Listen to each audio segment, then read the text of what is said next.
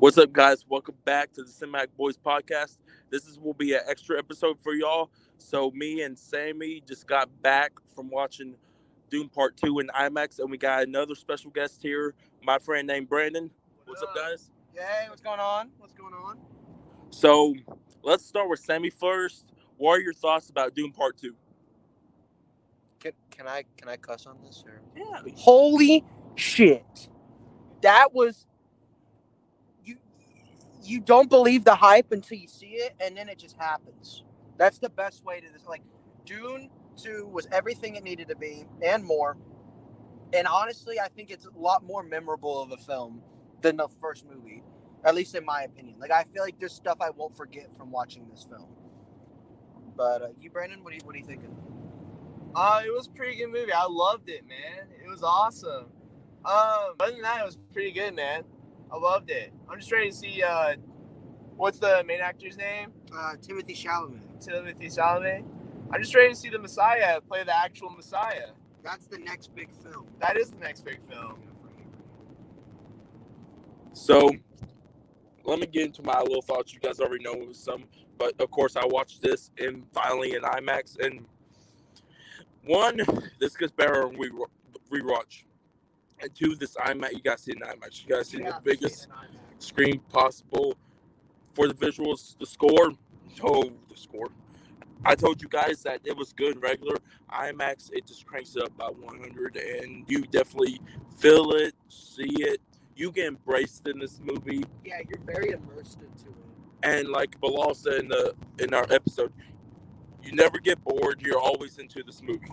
So I want to ask you guys something. What is your favorite part of Dune Part 2? If you have to pick one scene. Sammy's. One scene?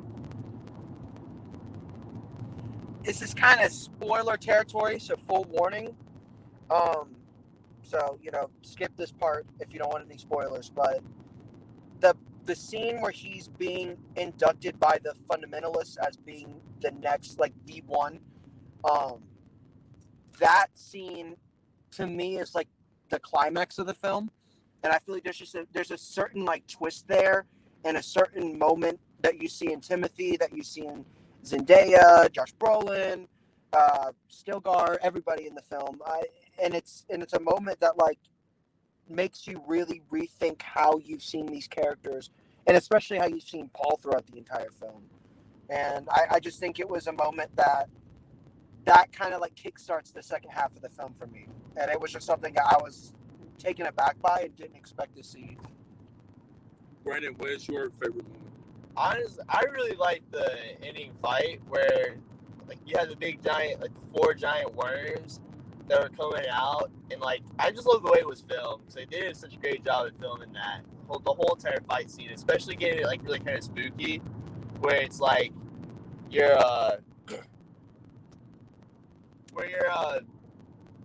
like where they get the sandstorms that coming in due to the worms, and they're all kind of frightened and stuff like that, and they're all spooked by it. It was pretty cool to see that.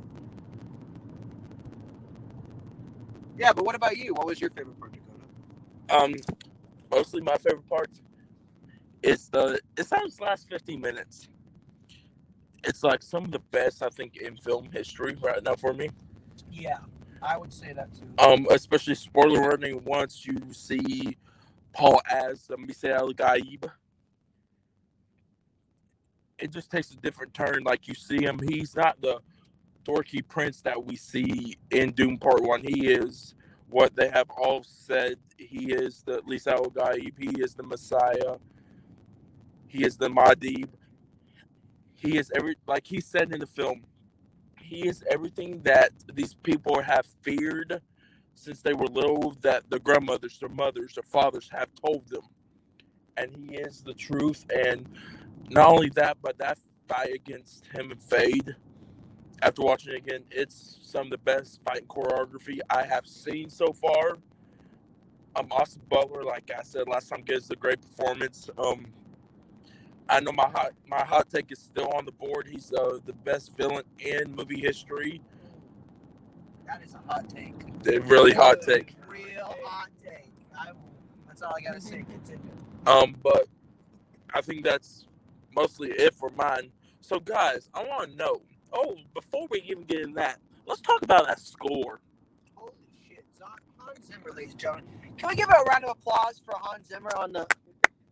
This is in post. We're gonna add the clapping sound effects here, and you can get that at freesounds.org. I'll repeat it again: freesounds.org. This is not an advertisement. But what about the score, though? Oh, so Hans Zimmer in general. Back to the main topic. It knows when to be quiet and it knows when to be loud, and that's something that I really appreciate from the first movie, but even more so in the second movie, considering how much of a grander scale the film is. There's a lot of scenes where there's not a lot going on, or it's shot almost montage style, and the music elevates the experience. It really draws you in. It makes you feel like you're there. You're feeling everyone's emotion, even when they're not explicitly showing it on their face. The music kind of like draws it out of them, and it's just incredible to see that Hans Zimmer's still on the streak that he's on. What about you, Brandon? What did you think about the score? Well, the score was amazing, man. I mean, I don't really know a whole lot about the composer or anything, but I mean, like, it was up there with some of the better movies I've seen. I don't know. I just thought it was really good overall. Ladies and gentlemen, you already know how I feel about Hans Zimmer. He is the go of composing. I like John Williams, but this man has done something that we have never seen. He has paired with some great directors in Denis Villeneuve and Christopher Nolan. And going into more of my film journey, I learned that he has composed more scores that I like Pirates of the Caribbean, all those great movies. So I think Hans Zimmer has done a great one. And I know he said that he is starting to already do music write music for Dune Messiah. So I'm ready for that. But back to my main question to you guys, because you both haven't read Dune Messiah, right? No, I haven't read any of the Dune books. So I just got Messiah. I'm going to read it. What do you guys feel is going to happen in Dune Messiah?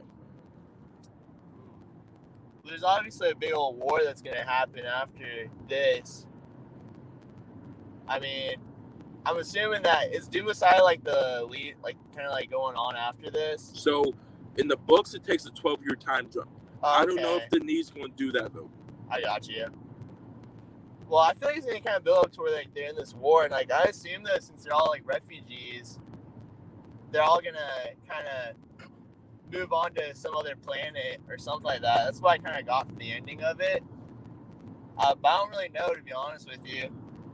I think it'll be kind of like, I think the story will kind of take a turn and kind of resemble, because like the whole entire thing is kind of like, it's really got like the big themes like the Crusades and that type of stuff for like Jesus and like all that stuff, and like his kind of like, it's just like the whole religious feel and all that stuff to it. It really reminds you of like Jesus' story, and just the Crusades and all that type of stuff is what kind of gave me feelings of throughout the movie. So I have a feeling there's gonna be like refugees and all this other stuff and like this big massive war, kind of like there were for like the Crusades, I think. Turn. So Sammy, what do you think is going to happen in Dune Messiah? I feel like definitely with the time jump, I like how the film ends. Right here on the right. I like how the film particularly ends with a more open-minded, like almost Shakespearean feel. Like nobody really directly confronts each other with anything that they feel. Seeing Zendaya at the end and how her character comes to terms with the events of the finale, I really think there's going to be a lot going on her in the next film, and I'm interested to see if they do the time jump and what happens within the time of the time jump. And I'm really interested to see how they play with Paul as a protagonist and balancing whether or not it's somebody that we end up rooting for in the end. Because I feel like a lot of this movie tends to shift him around. Like there's moments where you're rooting for him, and then there's moments where you start to see him falling into what they want him to be and not what's actually the right thing or what he feels like he actually wants to be. And I feel like that'll definitely play a role into the next film and where that goes and how he even approaches Arrakis, because it's very. I feel like I said, the ending is very. It's very concrete, but it's very open ended. So it leaves a lot. It leaves even more to be desired. Even though I feel like we've got our fill with the last two films. Okay, for me, I have deep dived into a little bit of Doom Messiah. There's a lot of stuff that you two don't know, and it's mind blowing. But I'm probably not gonna put that in there. Maybe just a little bit. I am in my thing, but the Holy War is gonna happen, and Hell Paul, yeah. I think Paul's I love a Holy War. and Paul's vision will happen. I just love the Crusade. All these millions and thousands of people will die. This promised land is a false. He's not going to take the Furman to the promised land. He's going to take them to all out war, and they're all going to die. And he's not going to get with Princess Irulan. He's going to get with Chani. Well, I definitely feel like they his last line to her very much implicates that, and I'm interested to see if she ever comes around. Spoiler warning: if she ever comes around to seeing his perspective at the end of the film, because I feel like it could go either way, honestly, depending on just what happens in the next film and based on what happens in the Dune Messiah book itself. I need to read it. I haven't read it, and I know I'm a criminal, so. So, let's talk a little bit about the stuff that they kept out of the book. I know I haven't read the book yet, but I've heard some people talk about that have read the book. There's a whole bunch of plots that Denis has took out of this theme. The main topic I want to talk about right now that was left out of this movie.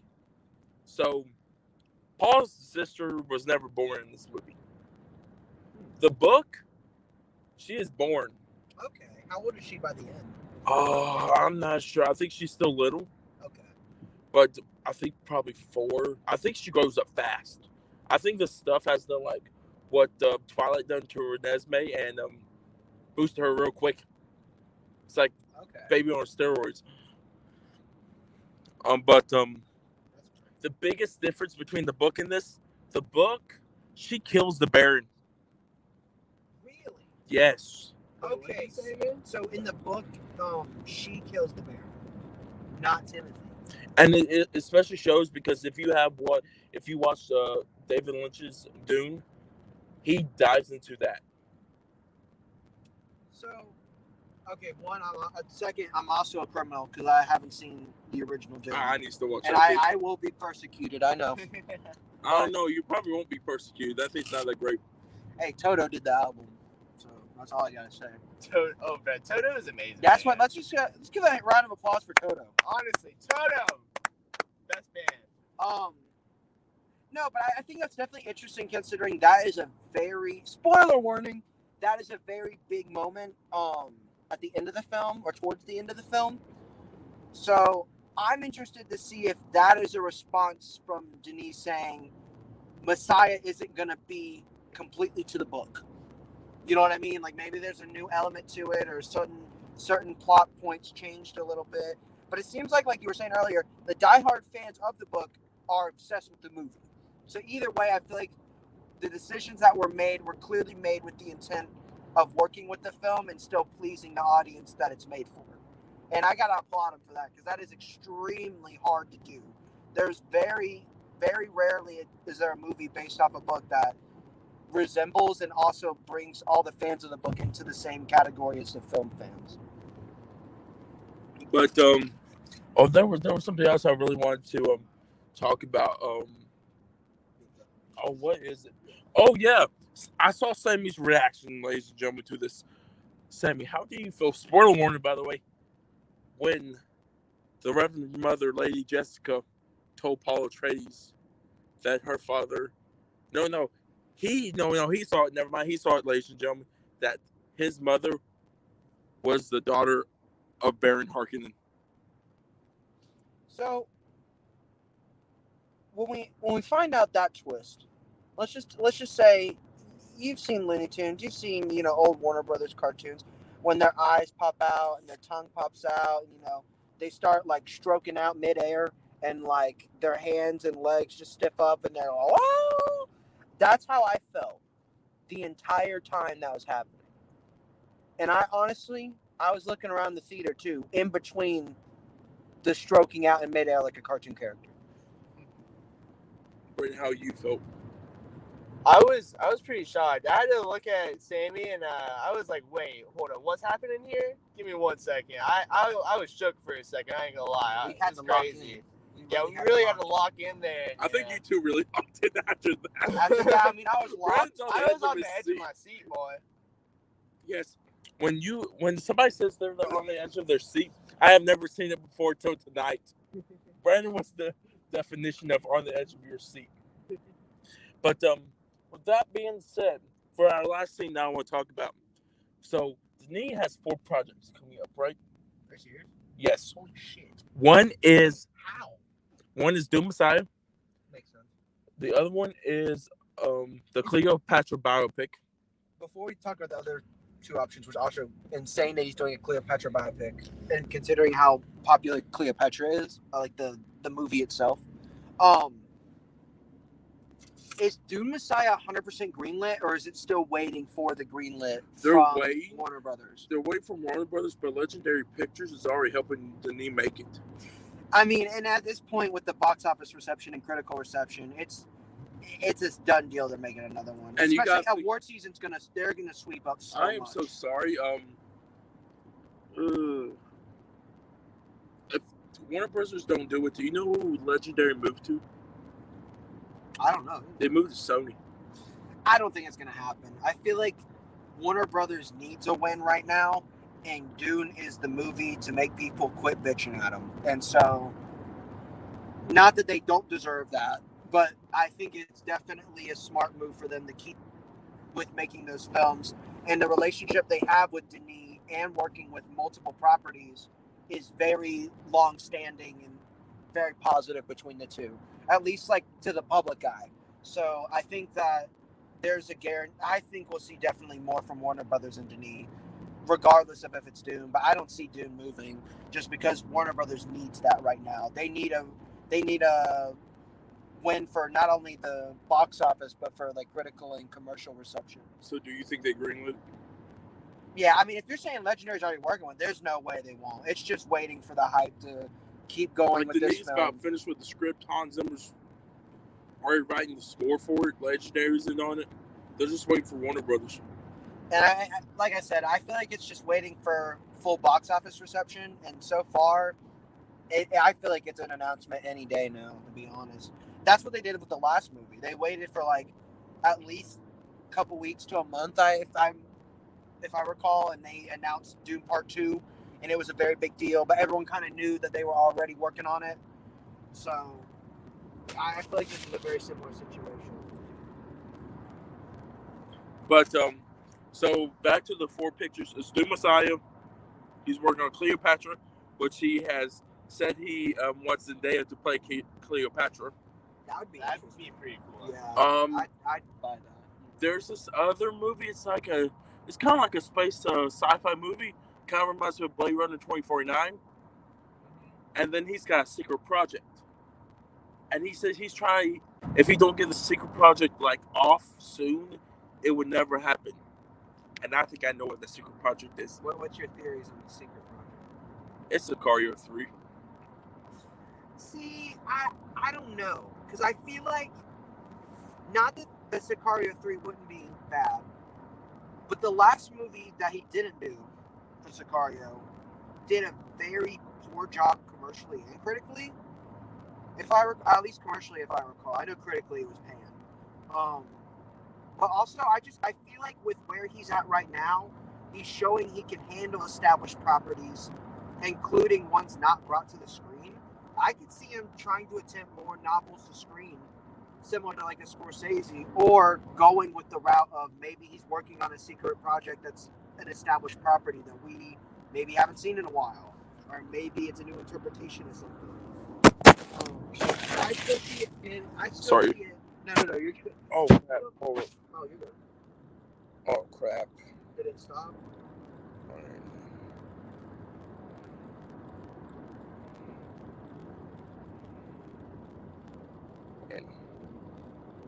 Oh no, we're still going. Okay, bet. Sorry, ladies and gentlemen, my phone fell.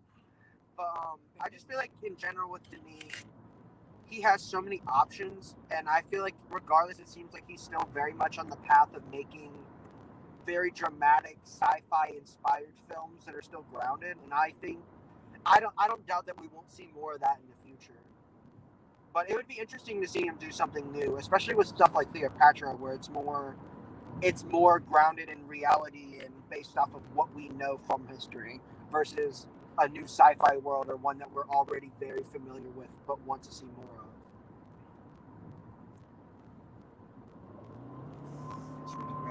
I think they would do. I think it's still Sicario 3 because it could be, yeah. He wants Emily Blunt. He wants the whole original cast back from the first one. See, that's definitely a sign that it could be Sicario then. I don't know. It's something that I feel like it could be, but it also because he wants to complete that trilogy on his own terms. That's fair. Has he said that? Yeah, he has said that.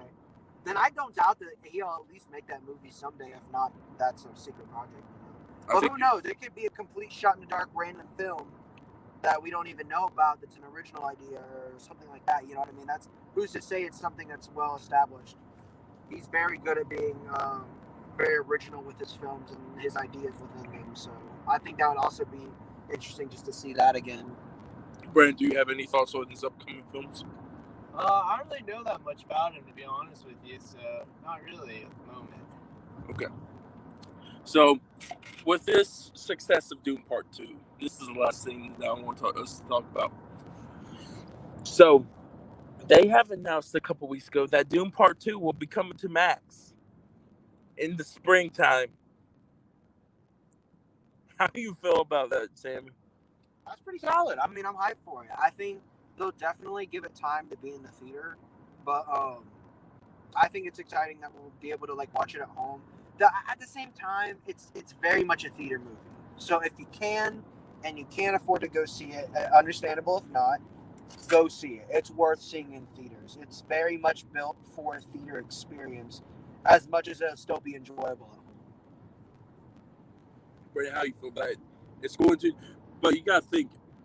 Spring is June and May. Mm-hmm. And April. Yeah, that's the problem, though. How you feel, Brandon? Ooh, I mean, I'm excited for it to be out on crap, I can't speak. Jesus. But I'm excited for it to be out on digital, right? Or not? What am I saying, bro? I cannot. No, it is digital. It's digital streaming. Yeah, digital streaming. I'm excited to be on streaming platforms, though. That would be awesome for it. Like Sammy said, though, it is definitely a movie, though, that you want to see it in the theaters, though. It's one of those movies that's actually worth it to see in the theater, I feel like, instead of wait for it to come up, or come to your own home theater, or to come to your own home. I can't speak. But, yeah, I mean, it's just a solid movie to see in the theater, and I think seeing it in IMAX made the experience even better, though, too, so, it felt built for it. Yeah, it really felt built for IMAX. But yeah, that's okay for me. I hate this.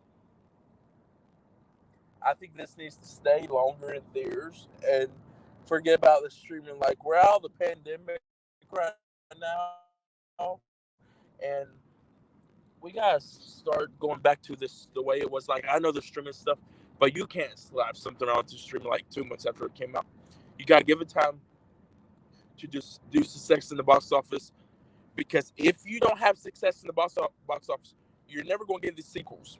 If you don't get the sequels,